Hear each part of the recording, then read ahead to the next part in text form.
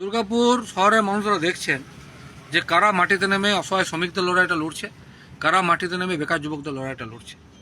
আজ 105 দিন ধরে আমরা এই মঞ্চ থেকে লড়াইটা করছি। একই সঙ্গে দুর্গাপুরের মানুষ দেখছেন দুর্গাপুর পশ্চিমের মহান কর্মবীর বিধায়ক, যিনি কদিন আগে বলেছেন তিনি নাকি ব্যবসা ছেড়ে সমাজসেবা করতে এসেছেন। তো মাননীয় বিধায়ক, আপনি যদি ব্যবসা ছেড়ে দিয়েছেন, তাহলে জলপাইগুড়িতে লাহাবাবুর সঙ্গে পার্টনারশিপে দুটো পলিক্লিনিক কিভাবে খুললেন? জলপাইগুড়িতে লাহাবাবুর সঙ্গেই একটা ডায়াগনোসিস সেন্টার কিভাবে খুললেন? মাননীয় বিধায়ক, আপনি যদি ব্যবসা ছেড়েই দিচ্ছেন, বামুনহারাতে মুখার্জি বাবুর সঙ্গে পার্টনারশিপে কিভাবে ফ্ল্যাটগুলো তৈরি করছেন? আপনার ভাতা হচ্ছে 80,000 থেকে 1,20,000, তার বেশি ভাতা আপনি পান না, সেই যোগ্যতা আপনার নাই। তা আপনার ছেলে 10 লাখ টাকার বাইক চাপে কি করে? হার্লে ডেভিডসন না হায়াবুসা? আপনার ছেলে 92 লাখ টাকার বিনিময়ে ছেলে চাকরি করে কি করে? কত টাকা রোজগার করেছেন আপনি? কি করতেন? ব্যবসা ছেড়ে এসছেন।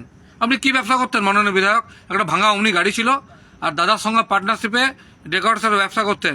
সেই ঘটনাটা অন্যদিন বলবো, ডেকোরেটসের ব্যবসার ঘটনাটা ডিটেলসে অন্যদিন বলবো। আপনি মানুষকে যতই মিথ্যা কথা বলুন, 4.5 বছর মানুষ আপনাকে দেখতে পায় নাই। আজ রাস্তায় নেমে ভোট চাইতে এসছেন গালে পাউডার মেখে এসি ঘরে থেকে, আর লড়াইটা আমরা লড়বো। একই সঙ্গে বলি, দুর্গাপুর শহরে যারা তথাকথিত শ্রমিক নেতা, কারো 1 পয়সা রোজগার নাই, কিন্তু গলায় কুকুর বাঁধার চেনের মতন মোটা মোটা সোনার চেন, পায়ের রিবকের জুতো, কারুর বাড়ির বয়োজ্যেষ্ঠর নামে, নামটা বলতে পারি, 27 কোটি টাকার টেন্ডার চলছে ডিএসপিতে। কিভাবে হয়? কোনো নেতার কলমে 18টা গাড়ি খাটছে, কিভাবে হয়? নামগুলো বলবো নামগুলো? এই সমস্ত তথ্য প্রমাণ আমাদের কাছে আছে। এমনও নেতা আছে আমাদের লোকালিটিতে, শ্রমিক নেতা, মাঝ বয়সী যুবক শ্রমিক নেতা, তার 3টে বাড়ি, 4টে গাড়ি, গাড়িগুলো একটা এলাকাতে রাখেন না।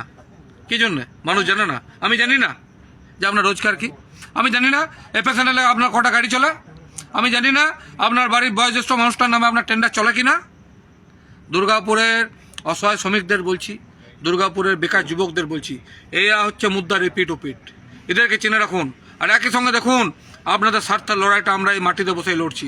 আর দুর্গাপুর সিমেন্ট 26টা শ্রমিক আজও কাজ হারা, 218 দিন ধরে তারা কাজ হারা, 105 দিন ধরে এই লড়াইটা আমরা লড়ছি। আমরা কিন্তু পালিয়ে যাইনি, কারণ আমাদের একটাই স্বপ্ন, একটাই স্বার্থ, যে শহর দুর্গাপুরের শোষিত শ্রমিকরা যারা নিজের অধিকার অধিকার পাচ্ছেন না, এই মাটির বেকার যুবকরা যারা চাকরি পাচ্ছেন না, নিজেদের হকের চাকরিটা পাচ্ছেন না, আমাদের একটাই স্বপ্ন, তাদের মুখে দুটি ভাত তুলে দেওয়া।